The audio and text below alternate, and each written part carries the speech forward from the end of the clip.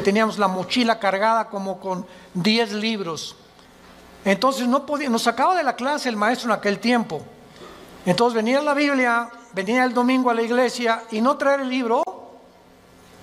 Pues ¿a qué vienes, no? Pues nomás vengo a oír, vengo a escuchar nada más. Pero cuando tienes la Biblia en tus rodillas y hablando el predicador, pero es que como están los versículos ahí en la pantalla, ¿para qué traigo ya la Biblia?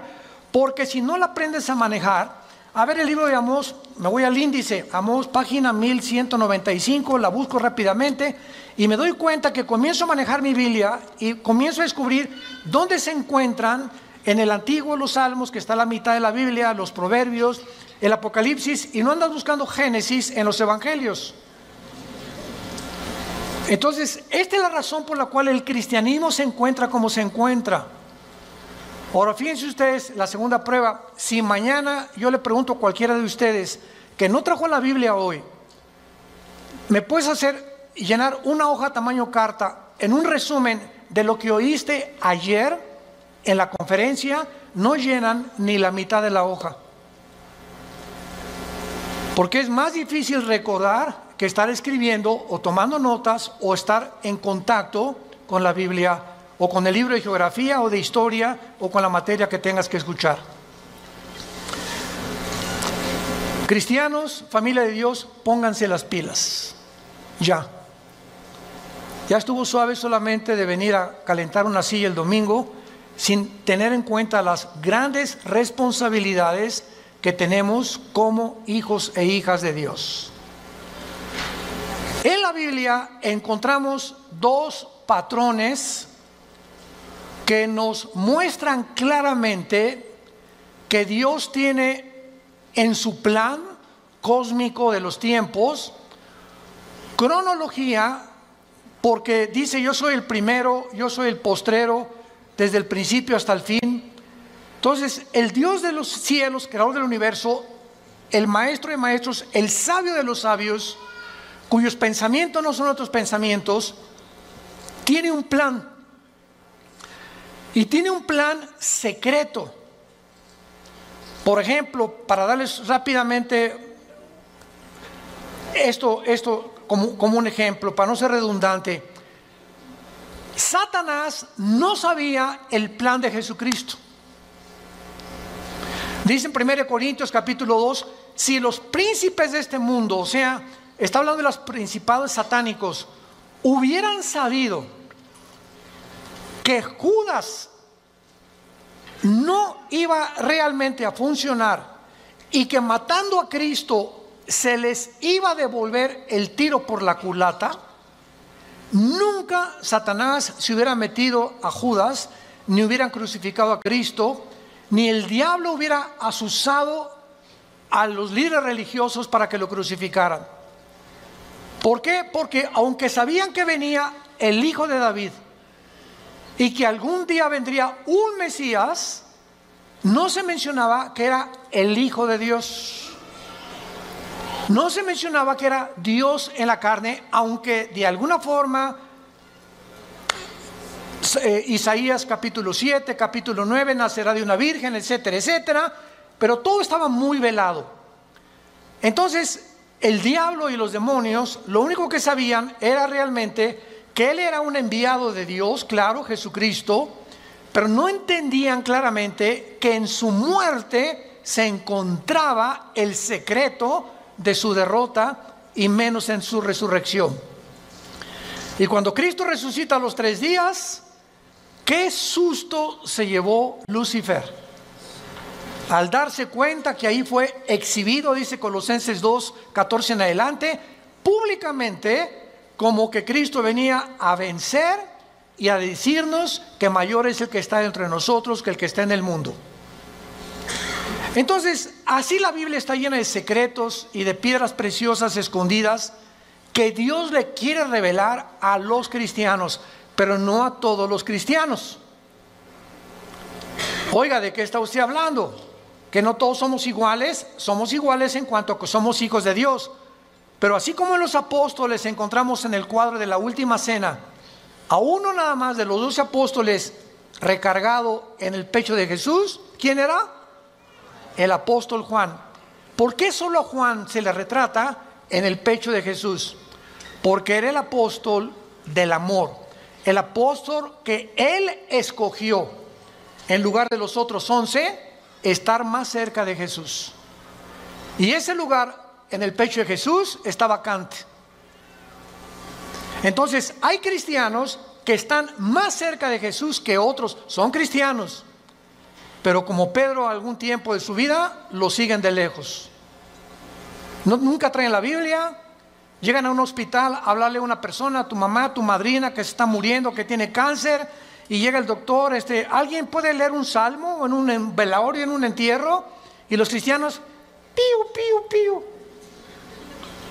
No abre ni el pico, nada absolutamente, porque no sabe ni dónde se encuentran los salmos, ni qué pasaje leerle de la Biblia a un enfermo, o cómo guiarlos y decirles que necesitan el plan de salvación, recibir a Cristo. Entonces tú tienes que tener una Biblia en tu coche, otra en el baño, otra en tu oficina, en tu cuarto, en tu taller. Hay otras chiquitas que traen para cuando viajas en el avión, en el autobús, etcétera, etcétera. Tenemos que ser hombres y mujeres de la palabra de Dios. Y hasta que tú tomes esa decisión en tu vida, las cosas van a cambiar como no te imaginas. Porque serás fortalecido como un árbol plantado junto a corrientes de agua, que da su fruto a su tiempo, su hoja no cae, y todo lo que hagas, escúchame bien, todo lo que emprendas prosperará. Porque el fruto de nuestra prosperidad y nuestras bendiciones vienen de nuestro contacto con este libro. Muy bien, dentro de la cronología del plan de Dios, Dios le dio a Israel la semana de 7 días, 6 días de trabajo por uno de descanso, y al mismo tiempo que Dios creó en 6 días el universo, el séptimo descanso, Dios dice en el Salmo 90, en primera de Pedro, que para Dios un día de 24 horas es como 1000 años. Con mucho cuidado, síganme. Entonces, estos 6 días de 24 horas, Dios le da a Israel semanas de años también. En otras palabras, bíblicamente, la historia del ser humano, desde Adán hasta que venga Jesucristo en su segunda venida, tienen que pasar 6000 años. Por ahí ya vamos bien. No puede pasar más tiempo porque es el tiempo exacto de Dios. 6000 años. Ahora, ¿cómo estamos contando nosotros los años a través de la historia? El impacto de Jesucristo en la historia ha sido tan grande. Señores historiadores, maestros, sociólogos que nos visitan, ateos, escépticos y agnósticos, la historia la contamos desde antes o después de Buda. Antes o después de Mahoma. Antes o después de Zoroastro. Antes o después de Mahatma Gandhi. Antes y después de Cristo y después de Cristo. Es tan grande el impacto de Cristo que divide la historia. Es tan grande que se celebra su nacimiento en Navidad y en Semana Santa su muerte. No hay otro personaje en la historia que haya impactado tanto al mundo como la vida de Jesús de Nazaret. Ahora, este impacto de Jesucristo en la historia nos muestra que no sabemos cuándo nació. Muchos dicen que nació entre el año 6 o 7 de nuestra era cristiana, no en el año 1. Porque de Cristo en nuestros días tienen que pasar, ¿cuántos años? 2000 años. A ver, vamos por orden. De Adán a Abraham pasaron 2000 años.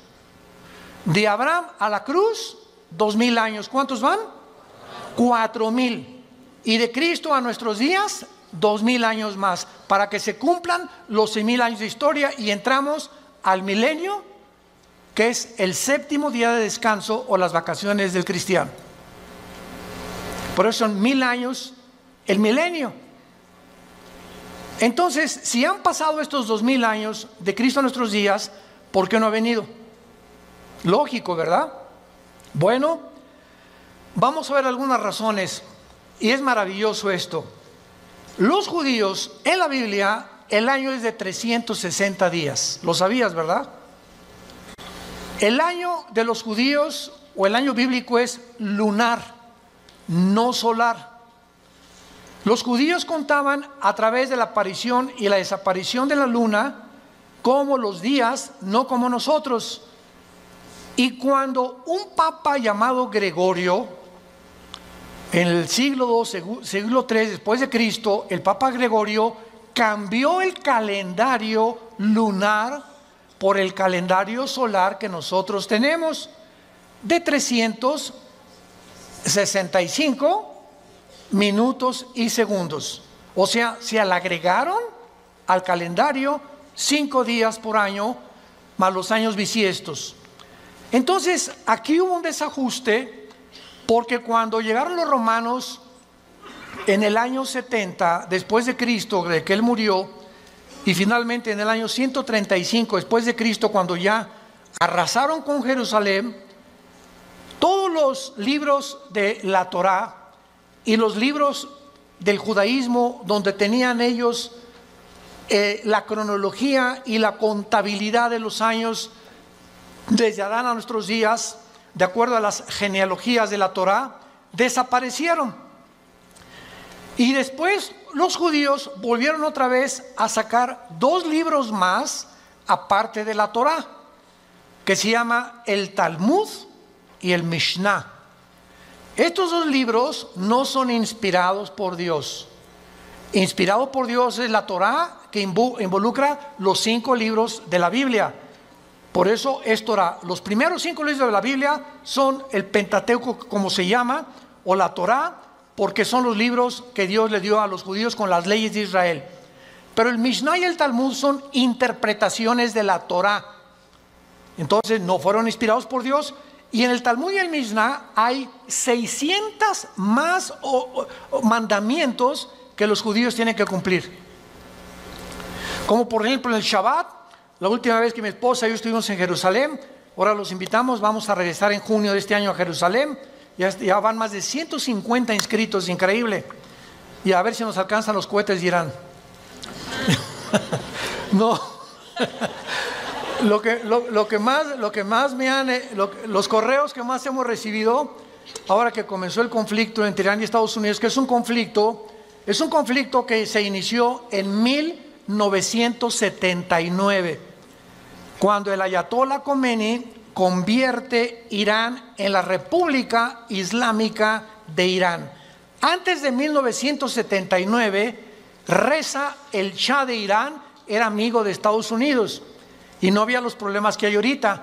Pero entra el Ayatollah Khomeini en el 79, se convierte en la República Islámica de Irán y comienza a prevalecer la religión sobre el Estado. Ahora sí que ya no hay ni siquiera separación de iglesia y Estado, ahora es la religión la número 1 y los líderes religiosos mandan y gobiernan Irán, no el Estado, el presidente de Irán. Entonces todo comenzó ahí, pero no voy a estar buscando más información acerca al respecto, pero con esto les quiero decir lo siguiente. Desde ese tiempo Irán se convierte en una nación que ha financiado el terrorismo. Es declarada la número 1 del terrorismo por financiar a un grupo que se llama Hezbollah. Hezbollah significa el partido de Dios, que está financiado por Irán y tiene sus bases en el Líbano. Después Irán comienza a financiar a Al Qaeda, después comienza a financiar a Hamas de la Franja de Gaza y comienza a tratar de levantar grupos para tratar de destruir la nación de Israel. Sin embargo, en las últimas semanas o meses, esta nación ha cobrado o está resurgiendo en los encabezados públicos, precisamente por el conflicto de que ahora la guerra ya no es con miras telescópicas para querer matar a un líder, ahora los matan desde el aire. Impresionante la tecnología a la que hemos llegado, ¿verdad? Ahora puede volar un dron sobre una nación.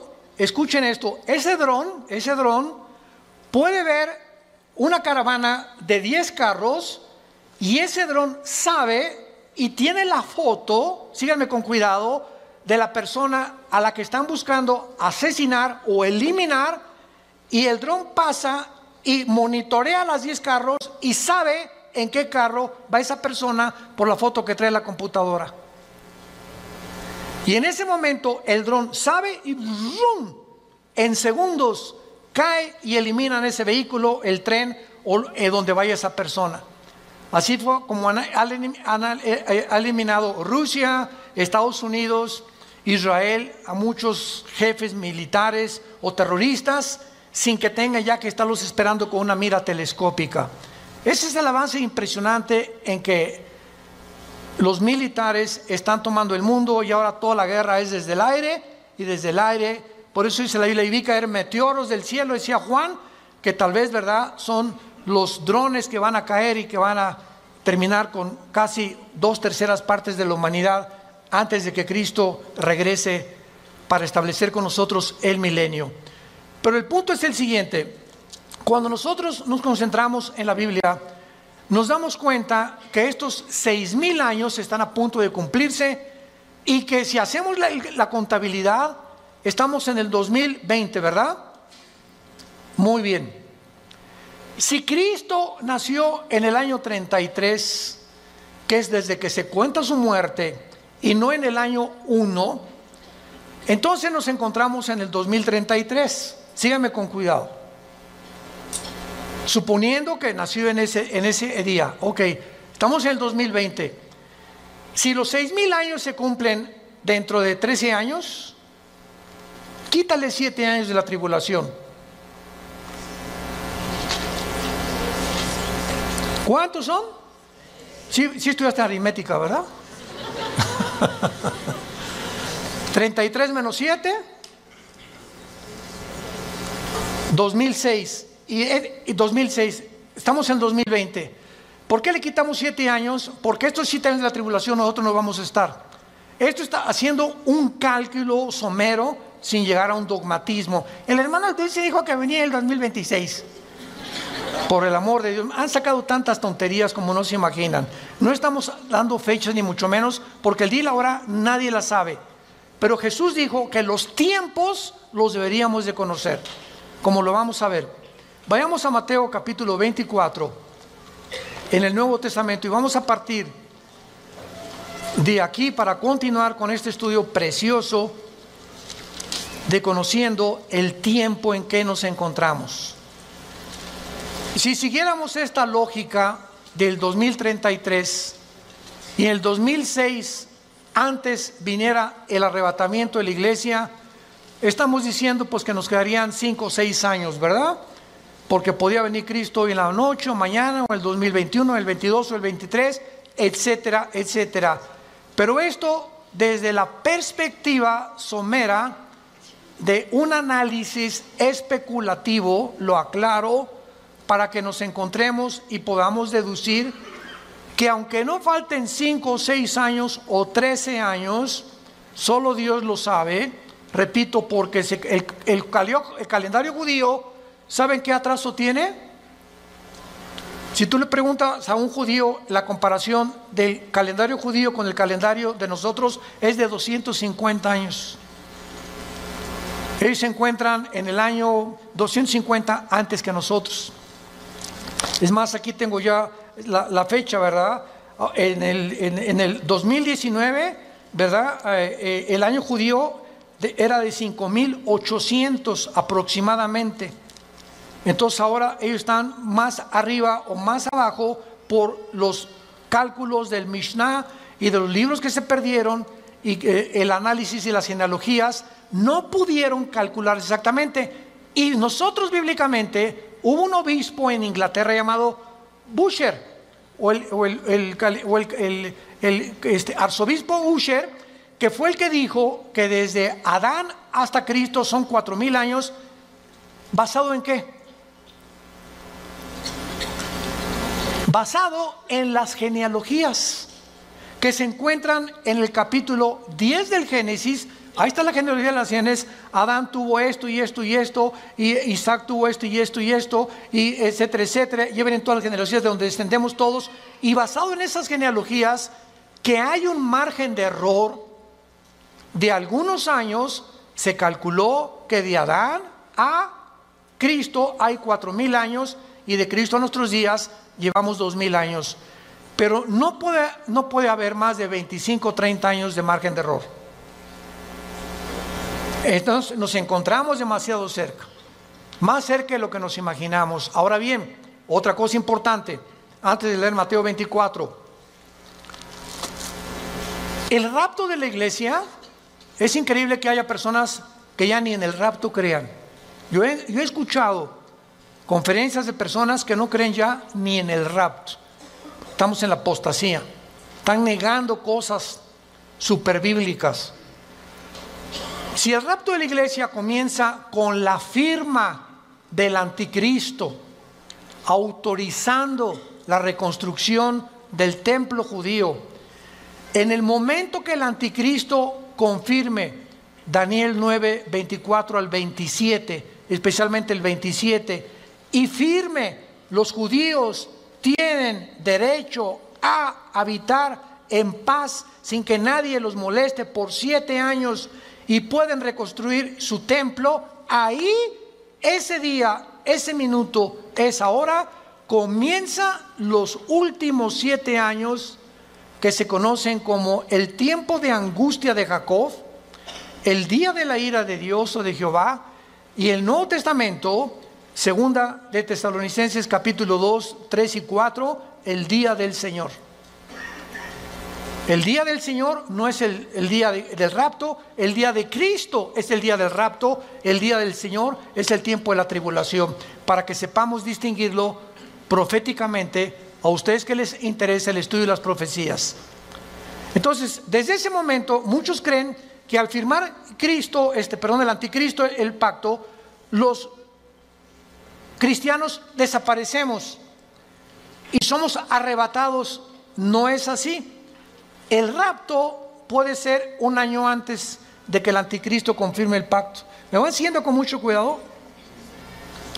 El arrebatamiento puede ser 3 años antes de que el anticristo firme el pacto. O puede ser 1 semana y a la semana el anticristo confirme el pacto. Entonces no hay tiempo para poder establecer el rapto, ni el día ni la hora. Viene sin que nosotros lo sepamos. De repente desaparecemos del mundo y pueden pasar 1 año, 2 años, 6 meses cuando comience la gran tribulación. Pero lo que es importante es que cuando la iglesia sea sacada del mundo, Dios regresa a tratar con Israel espiritualmente. En 1948, cuando los trajo y se constituyeron en una nación libre e independiente, ahí Israel renació, resucitó nacionalmente. Entonces los judíos regresaron en el 48 sin convertirse al Mesías, porque hasta la fecha en Israel la mayor parte de los judíos no creen en el Mesías, en Jesús. Solo un judío que se convierte se llama judío mesiánico. Nunca ellos se llaman cristianos. ¿Saben por qué? Porque cuando oyen la palabra cristiano, los judíos asocian el cristianismo con la Iglesia Católica. Y la Iglesia Católica los persiguió más de 250, 300 años en la Inquisición con el señor Torquemada en España. Y a los judíos que no querían aceptar a Roma como la salvación, los torturaron, los quemaron, los abrieron de piernas, a las mujeres les sacaban el bebé del vientre, hicieron terribles cosas que Hitler parecería Pinocho con lo que hicieron los nazis. Entonces los judíos oyen hablar del cristianismo. Cuando veamos Israel se los vamos a advertir: aguas porque vienen las piedras, O sea, sobre todo en el muro de los templos, cuando están todos los judíos orando, ya ven que ellos hacen así. ¿Saben por qué hacen así al orar ellos? Porque uno de los salmos dice que al orar deben menear la cabeza y recordar que deben recordar lo que están orando. Por eso oran así ellos, entierran sus papelitos en el muro de los lamentos, traen su kipá, cubierta la cabeza. A nosotros se nos prohíbe taparnos la cabeza cuando estemos orando. 1 Corintios capítulo 11. Entonces ellos lo pueden hacer porque son así, esa es su costumbre.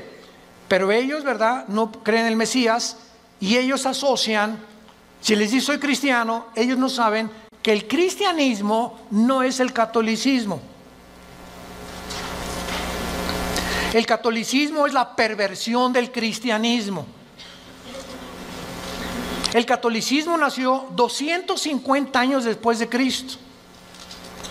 Durante 250 años no hubo papa, no hubo liturgias, no hubo sacramentos, no hubo santos a quienes invocar. No tenías que tomar una cosa o una hostia para decir que estabas recibiendo a Cristo. Pero se convierte Constantino, el último emperador romano, y entonces absorbe el cristianismo antes de él como la religión oficial del Sacro Imperio Romano. Y decimos en mi tierra, es la misma gata pero revolcada. Entonces el Imperio Romano políticamente se da la vuelta y se convierte con el mismo poder, escúchenme, pero religioso. Y desde hace casi 18, 19 siglos, el Imperio Romano es el imperio del Vaticano y gobernó Europa, a los príncipes, a los reyes, y nadie en Europa se podía casar ni a tener negocios sin el permiso de Roma, de la religión. Y los que no pertenecían y aceptaban que el Vaticano era el único representante de Dios, los quemaban, los crucificaban, los echaron a los leones, etcétera, etcétera, etcétera. Ya hablando después del Coliseo romano famoso. Entonces, el cristianismo no es una religión, es una relación personal, viva, orgánica, dinámica, con alguien que está vivo. Y cuando salimos de la religión y nos encontramos con el Jesús resucitado, que quiere entrar a tu vida hoy, tal vez tú no lo tengas, descubres que el cristianismo es diario. Y lo vives diario. Te levantas y tienes tu Biblia. Te acuestas y tienes tu Biblia. Oras por tu familia, oras por tu esposa, oras por los alimentos. Comienzas a asociarte, tienes una comunión con Dios diaria. Por eso se compara con el matrimonio, el cristianismo. Imagínense mi esposa y yo, que me digan 8 meses, Armando, en estos 8 meses que tenemos tú y yo, nos hemos sentado algún día a platicar y algún día tú me has comunicado y compartido tus sentimientos, tus expresiones, cómo te sientes para que yo te conozca más, porque llegamos en la noche y nomás oigo y te volteas para el otro lado, te vas a trabajar durante todo el día. Es más, nos vamos a un seminario de matrimonios, que es donde nos encontramos otra vez, o de vacaciones, y no nos hablamos, tú con el periódico. Yo no te conozco, tenemos 30 años de casado y no te conozco, eres un desconocido para mí, eres una desconocida para mí. ¿Por qué? Porque nunca descubrieron que el matrimonio es comunión. Es comunión. Se pierde la comunicación en el matrimonio, perdiste tu matrimonio. Un matrimonio que no se comunica, que no es tan así, donde una vez a la semana a tomar un café, nos vamos de vacaciones, platicamos, nos damos tiempo el uno para el otro, para conocernos, es imposible que funcione. Se levantan barreras de silencio y ya pasaron un mes y tu esposa tiene cara de la jeta. Y nosotros hoy, ¿qué le he hecho? Es que hay tantas cosas de ellas que les molestan de nosotros. Pero ¿cómo vamos a descubrirlo si nunca, oye, mi amor, tienes tu jetita linda, dorada, parece una princesita pero con jeta?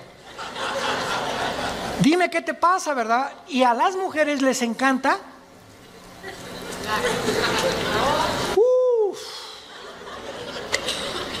Porque no son como nosotros.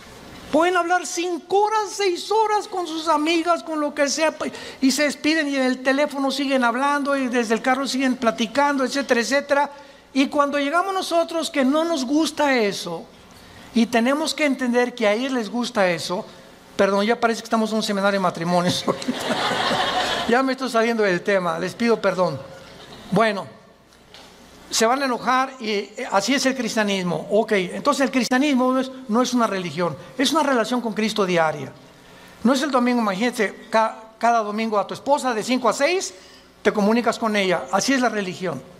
El domingo voy a misa, a la iglesia, y lunes, martes, miércoles, jueves, viernes ni me acuerdo, ni abro la Biblia, ni oro, ni nada. A lo mucho me echo una persinada de vez en cuando va a meter el gol en América. O cuando salgo a jugar al campo, ¿verdad? O meto un gol, me echo la persinada también. Es la forma en la que el ser humano vive con la religión. En Mateo 24, versículo 32 al 35, es uno de los pasajes claves para saber en qué tiempo nos encontramos. Y es el que queremos analizar brevemente en esta mañana. Mateo 24, 32 al 34.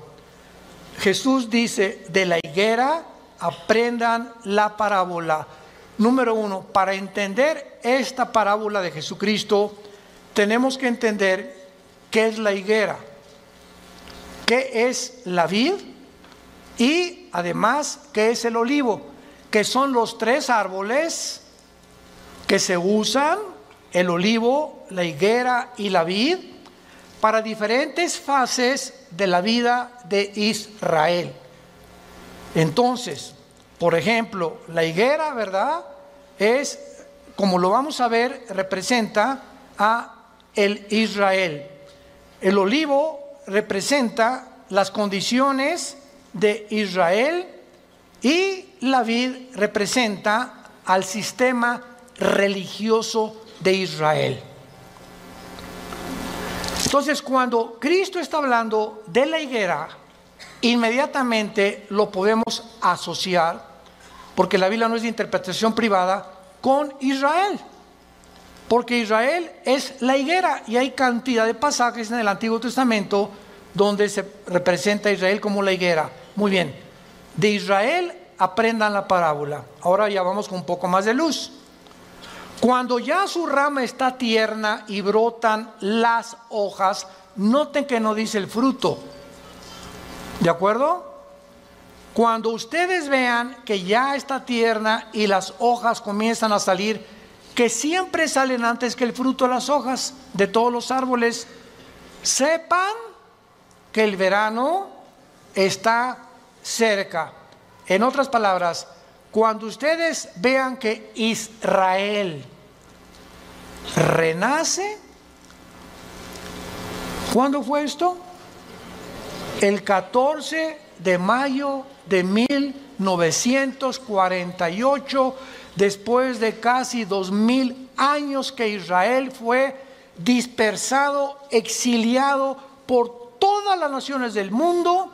El milagro más grande de la historia es Israel, porque es la única nación en toda la historia que en un día se constituyó libre, soberano, estado independiente.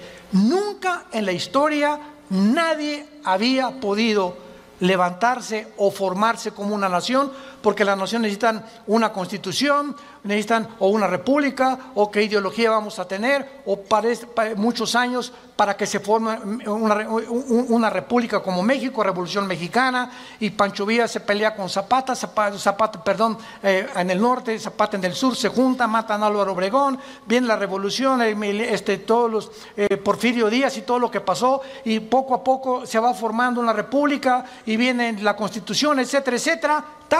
Tarda años muchas veces en tener una constitución y formarse una nación. Israel en un día se forma toda la constitución de Israel. Por eso es un milagro. Cuando vean ustedes esto, versículo 33, cuando vean todas estas cosas, ¿qué cosas? Las cosas que en Mateo 24 oirán de guerras, rumores de guerras, pestes, hambres, terremotos, será el principio, no el fin, el principio de los dolores. La generación que vea nacer a Israel,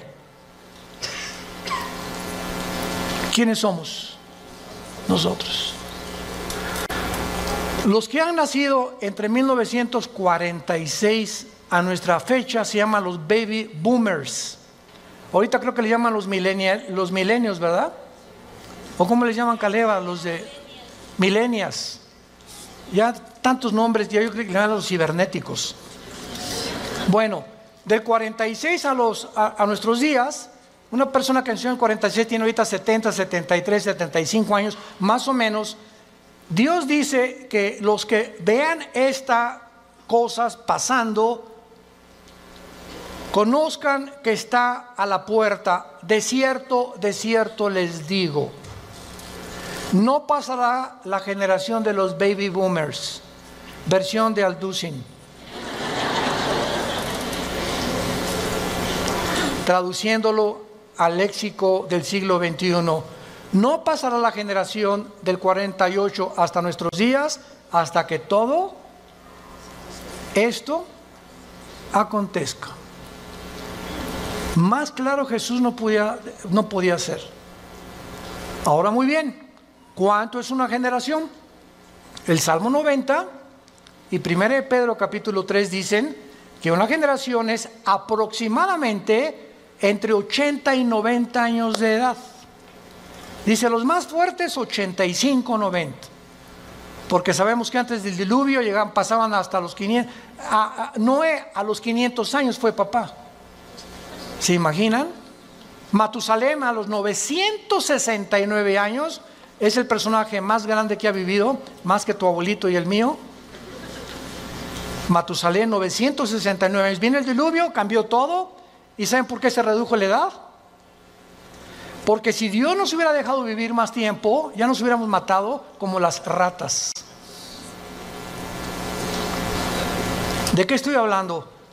Agarra un cuarto de 5 metros por 5 metros y mete 50 ratas. Van a vivir un mes. Redúcelo a la mitad. Van a vivir 15 días porque se matan más rápidamente. Y mientras más lo reduzcas, más rápido se muerden unas a otras. Mientras más grande el espacio, más tiempo viven.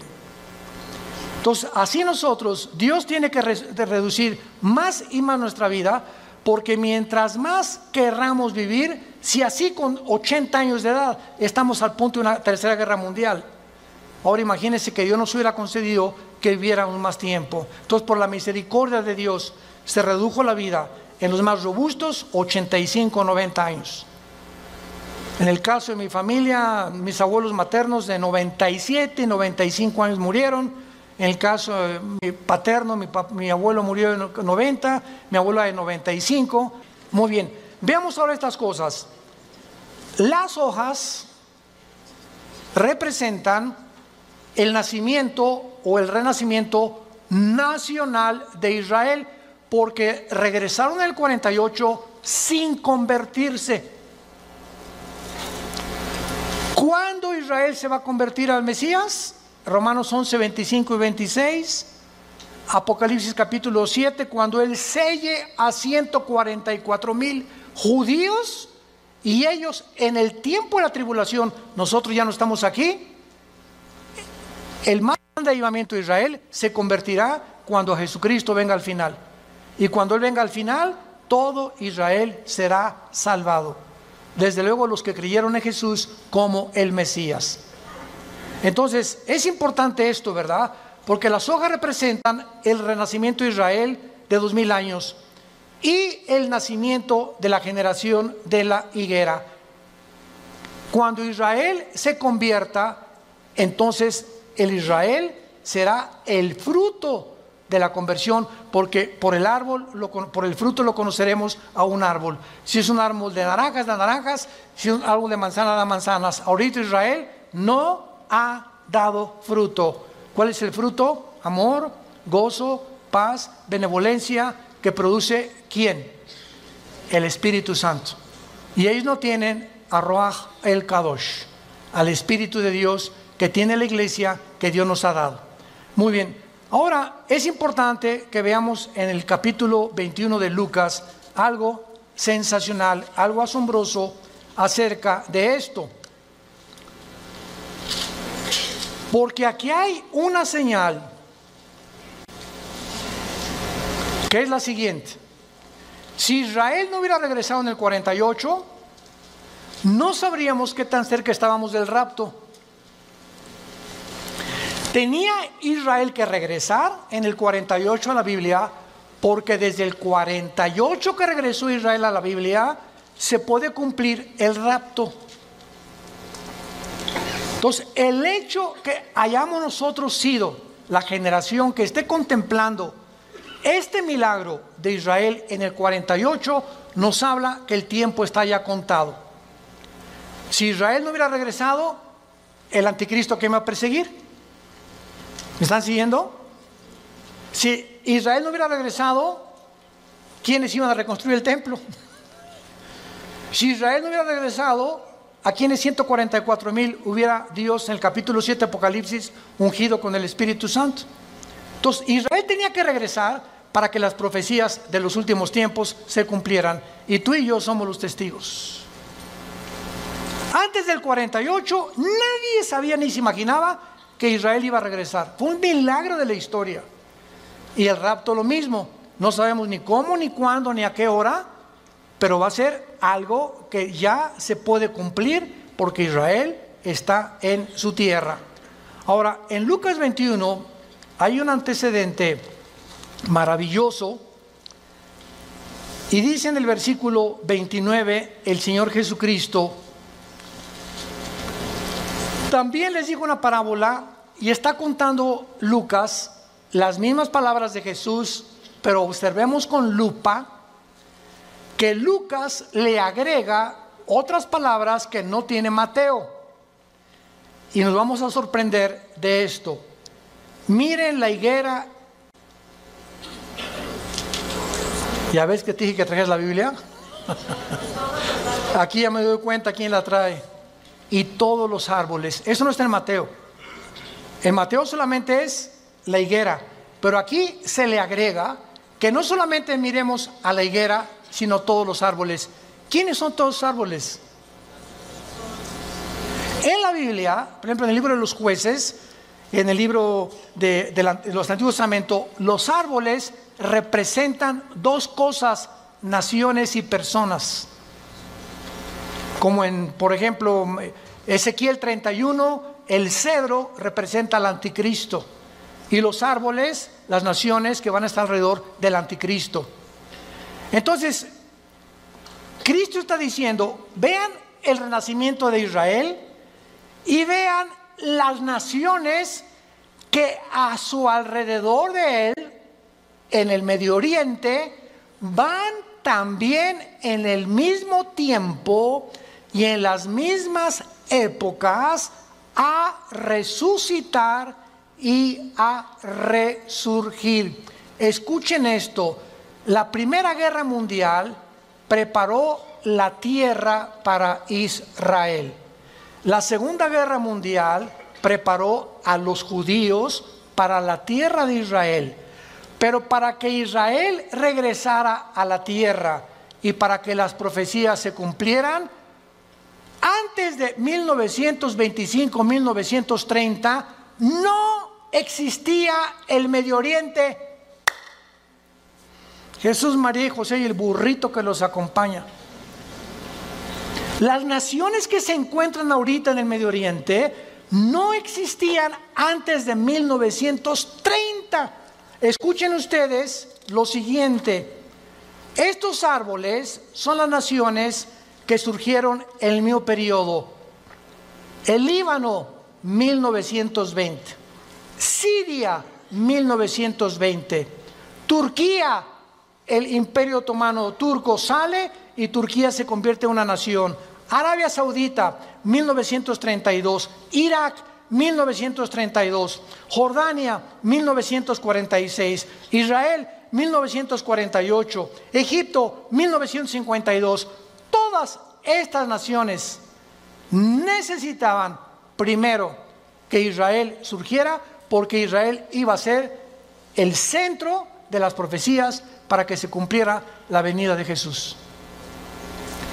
Mire la higuera y todos los árboles. No pasará esta generación hasta que todo esto suceda. Es sorprendente observar que el Medio Oriente visible, tal como lo vemos ahorita, fue formado en el siglo XX. Existía la Mesopotamia, o sea, Siria y Irak, era lo mismo, era el Medio Oriente, pero no estaba la división entre Siria y entre Irak, Transjordania, Jordania, el Líbano, Egipto. Egipto existe desde hace cientos de siglos, pero no estaba formado exactamente con las divisiones geográficas que los ingleses y los franceses, que fueron los que colonizaron con Portugal y España el Medio Oriente, determinaron, y ellos fueron los ingleses y los franceses los que dividieron el Medio Oriente tal como nosotros lo conocemos actualmente. A Israel le asignaron ese pedacito de tierra, a Jordania eso, a Arabia Saudita eso, a Líbano eso, a Siria eso, y fue después de la Primera Guerra Mundial. Estas cosas que están pasando, vemos nosotros que tenían que suceder para que nosotros pudiéramos comprender que las profecías bíblicas tenían que cumplirse. 1945 termina la Segunda Guerra Mundial. ¿Quién gana? Estados Unidos, Inglaterra y Rusia.